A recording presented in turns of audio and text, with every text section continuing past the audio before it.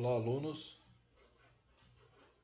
Vamos falar hoje na disciplina de treinamento e esportes sobre algumas características aí de alguns esportes populares e algumas características da influência da periodização em relação a esses esportes. Semana passada a gente conseguiu passar aí por alguns modelos de periodização no futebol, alguns papers que a gente viu de ensaios, né? E agora eu trouxe algumas características aqui que é legal a gente ter em mente quando a gente estiver pensando em periodização para alguns esportes. Comentar e discorrer sobre a periodização tem aqueles problemas, né, que a gente tinha conversado na semana passada, que eu tinha passado para vocês, sobre a pouca disponibilidade na literatura desses assuntos para esportes específicos, né? Um dos motivos dessa escassez é, por exemplo, o calendário apertado de algumas modalidades aí, e quando a gente pensar em esporte de elite, a gente não tem a possibilidade de fazer uma periodização a longo prazo pelo calendário apertado, né? De competições no meio da semana, no fim de semana. Então, geralmente tem uma pré-temporada ali e a equipe técnica não faz uma preparação específica, uma periodização específica ali. Mas a gente também tem esportes que não são de alto nível, que não tem um calendário apertado, como uma equipe de basquetebol de uma escola que você vai treinar. E aí sim a gente vai talvez fazer do uso aí dos modelos de periodização e das teorias da periodização e treinamento, né? Para conseguir uma melhor performance tática, técnica da sua equipe. Passando pelo basquete, eu linkei algumas características aqui desse desporto que a gente tem que levar em consideração. Então, é um desporto intermitente, ou seja, o ritmo da atividade, do movimento não é fixo, né? A gente tem momentos de pico e momentos parado, completamente parado. Então pode ser caracterizado como uma atividade intermitente. Execuções rápidas de até 20 segundos. Então, esse momento de exercício, de atividade, ele é curto, muitas vezes, é um tiro de 20 segundos, mais ou menos o tempo aí da jogada.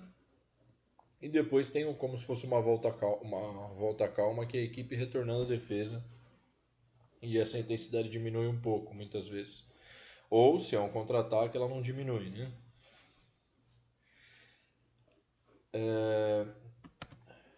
A gente sabe que é alta intensidade, né? Esses sprints aí que a gente está falando podem ser caracterizados como alta intensidade.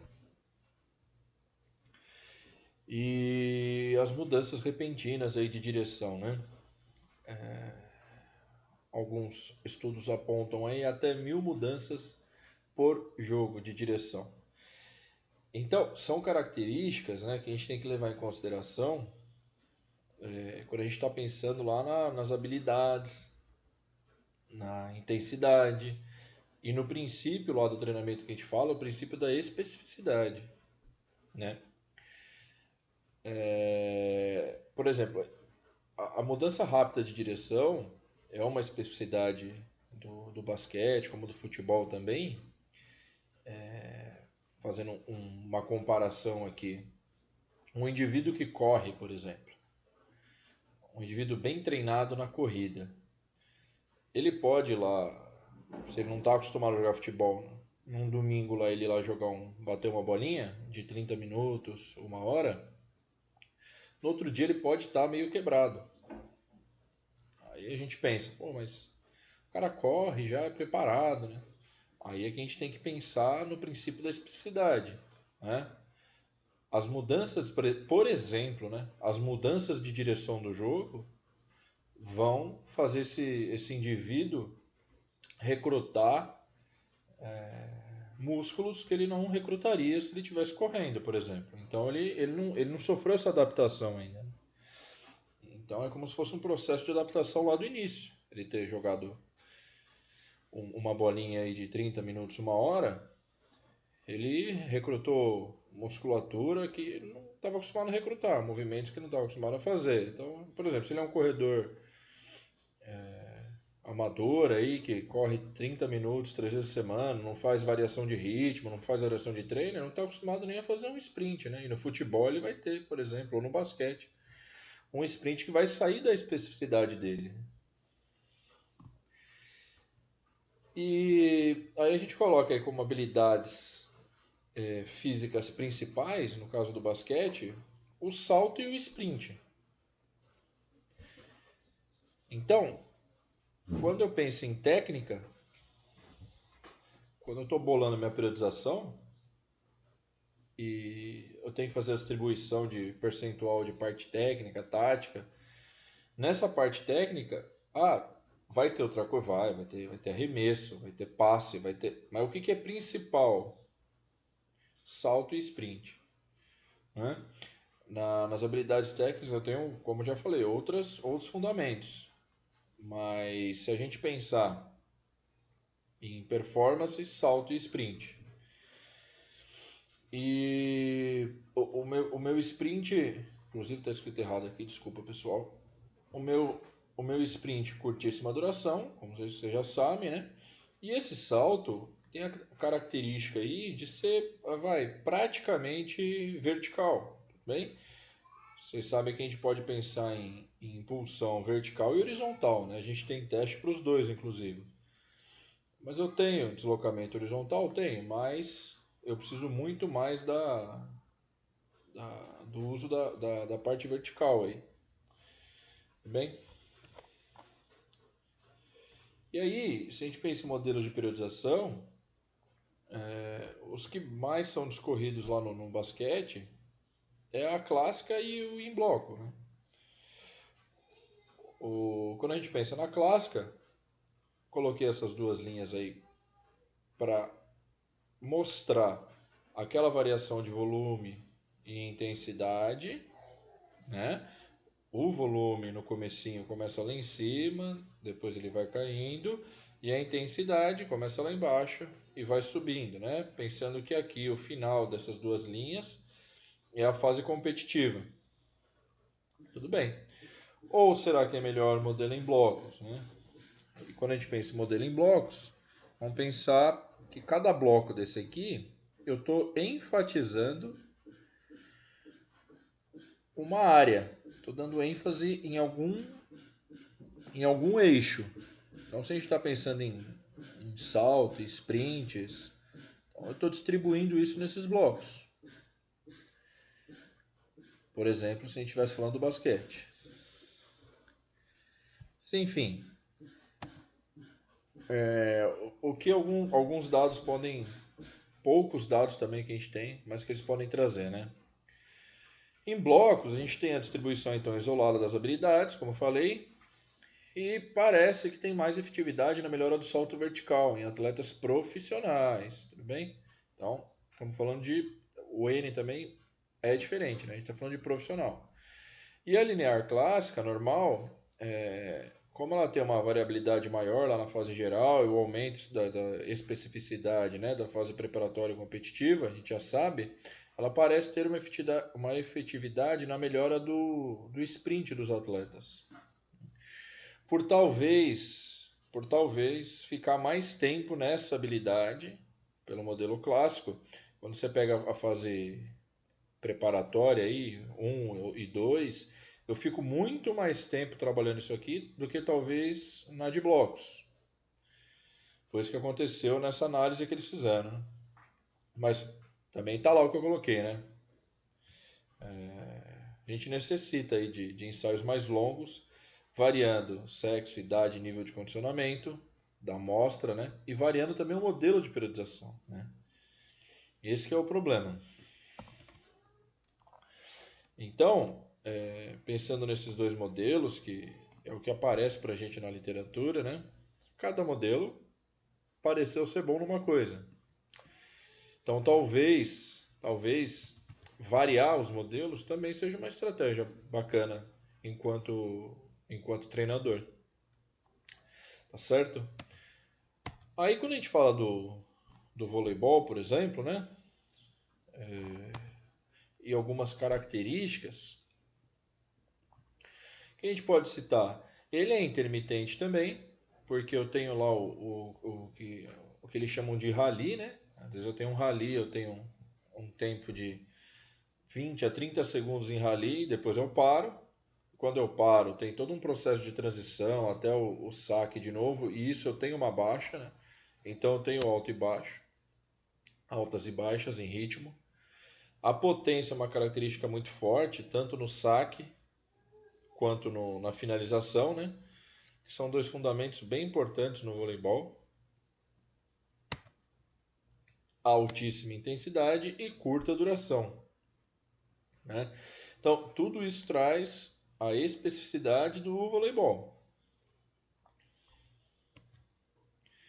E de habilidades, a gente tem principalmente aí, que a gente pode pensar, o salto também vertical e horizontal, né?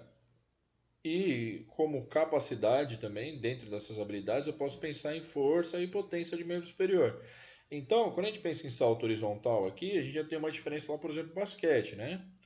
Quando ele vai dar um fundamento saque, por exemplo, a saída antes da linha do salto que ele dá num viagem, né? Por exemplo, num saque viagem. Ele salta da linha, antes da linha, ele vai parar às vezes lá perto da linha dos três, lá na frente, né?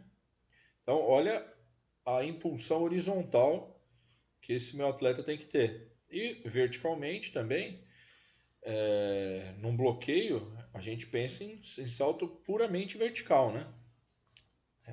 Só falando de novo do horizontal, se a gente pensar no ataque também, o ataque também é horizontal, né? Eu tô lá, às vezes, atrás da linha dos três, eu tenho uma bola próxima à rede, então eu tenho que sair bem de trás, eu tenho que projetar meu corpo bem para frente, né? Então essa é a ideia. E aí a gente tem que distribuir isso da melhor forma, dependendo do indivíduo que eu estou trabalhando, né?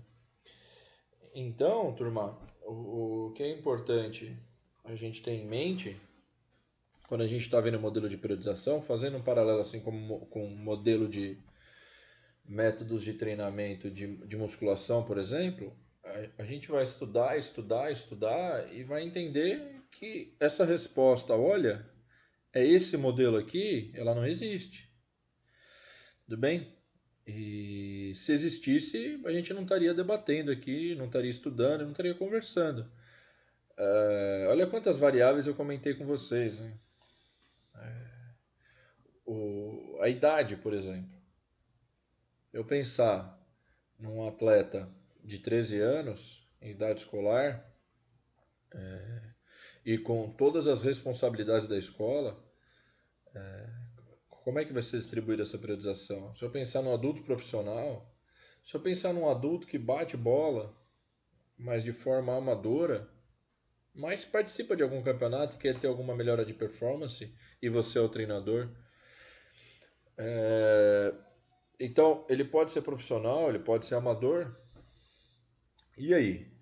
Então eu vou pegar um modelo e vou afirmar que esse modelo ele é universal, né? Então fica complicado, fica difícil da gente afirmar dessa forma. E finalizando pensando no futsal, as características, né? Eu tenho no futsal uma característica que eu coloquei dessa forma, até porque nós não trabalhamos com ciências exatas, né? Nós trabalhamos com ciências humanas, biológicas, vamos dizer assim, mais humanas, e a gente não tem uma receita, né? Então não dá para dizer nem que é contínuo nem que é intermitente, por exemplo. Mas o futsal parece ser mais contínuo do que intermitente, né? Eu tenho o movimento de ir e vir um pouco mais contínuo do que intermitente. Então eu tenho muito passe, né? Eu não tenho a obrigatoriedade de um tempo mínimo lá como no basquete de fazer o arremesso, mas eu tenho um pouquinho mais desse espectro de continuidade do que de ser intermitente. Execuções rápidas também, né? Alta intensidade e as mudanças rápidas de direção. Quando a gente está falando da periodização, vamos pensar lá na fase básica, né? O início de temporada. Quando a gente fala, olha, alta variabilidade técnica, como eu falei na semana passada que mostrava lá naquela tabela, naquele artigo, né? Alta variabilidade técnica de habilidade, está falando isso. Você não vai lá na fase geral, na fase básica, ficar trabalhando com especificidade. Né? Você não vai ficar trabalhando com o específico do esporte. Então você não vai ficar lá com alta intensidade, com execução rápida de até 20 segundos, com essas mudanças rápidas de direção. Você vai fazer o básico, você vai fazer o geral, o que é transversal para todos, né? Então, desde um endurance, um aeróbico moderada intensidade, um resistido, um treinamento preparatório, uma musculação, você vai fazer a parte básica do básico. Então, esquece o que é específico. Aí, quando eu estou indo para perto da competição, da fase preparatória em diante, dependendo do modelo que você está usando de periodização, se for em bloco não vai ser assim, eu trabalho específico essas habilidades, né? Vai ser, eu vou trabalhar muito mais execução rápida de até 20 segundos, vou ficar mais em alta intensidade e, consequentemente, o volume não vai ser tão alto, né? Desculpa, faltou colocar aqui os sprints. Os sprints aí de 5 segundos, né, em média. Tem alguns dados que mostram aqui, então, a referência de 50 por partida, né? Podendo até ser mais do que 50 sprints por partida. Então, quando a gente pensa na periodização e no treinamento, quando a gente está falando de alguns esportes populares aqui, né? Aí vocês têm que levar em consideração, fazer um rastreio primeiro, técnico, tático e de preparação física daquele esporte, para você colocar no papel o que você quer fazer. Se a gente está numa temporada de uma escola, por exemplo, que eu vou ter os jogos regionais em julho, e você pegou sua equipe aí em fevereiro, dá para fazer um trabalho bem bacana, planificado, né? Periodizado, né? E pensando em escola ainda, se eu faço uma proposta de treinamento para esses garotos, uma equipe de futsal, basquete, masculino ou feminino, eu posso fazer testes físicos, né? Antes e depois, e não ter só o resultado lá na minha competição como evolução para eles, mas sim tudo que eles podem ter melhorado aí. Se você não mediu, se você não verificou, você não pode afirmar. Então, aí a gente termina com a seguinte pergunta, né? Mas qual modelo de periodização eu uso, né? Como já estava falando ali um pouco antes, então, em blocos, clássica, ondulatória, dentre outras. Como eu disse, a famosa resposta que a gente aprendeu, né? Depende. E não é um depende, tipo, depende. Não, é um depende mesmo. Por quê? Depende de quem é, qual a idade, qual é o nível de condicionamento, qual é o calendário de competição. Tudo isso vai ser objeto de estudo quando você tiver isso na mão, você vai buscar, você vai pegar livro, você vai pegar paper e vai ver, ó, parece que para adolescente, sedentário, parece que essa aqui vai ser melhor. Por exemplo, a clássica, né, que a gente aprendeu para indivíduos iniciantes. Olha, é uma equipe que já está altíssimo nível, calendário apertado. Olha, talvez em bloco, ondulatória, seja interessante. Eles já estão bem preparados. Eles já têm algumas habilidades aí já bem avançadas, né? Então ele já dá um sprint muito bom, ele já tem um salto muito bom. Você não tem que ficar quebrando cabeça em ensinar o cara fundamento. Você só precisa aperfeiçoar, melhorar um pouquinho o que ele já tem de bom e ir para a competição. Então talvez você não tenha tempo de inserir uma linear clássica, né? Então, todas essas discussões são importantes quando a gente tem as características do grupo. Legal? Então, em treinamento, hoje a gente fica por aqui. Muito obrigado por acompanharem até agora e um abraço.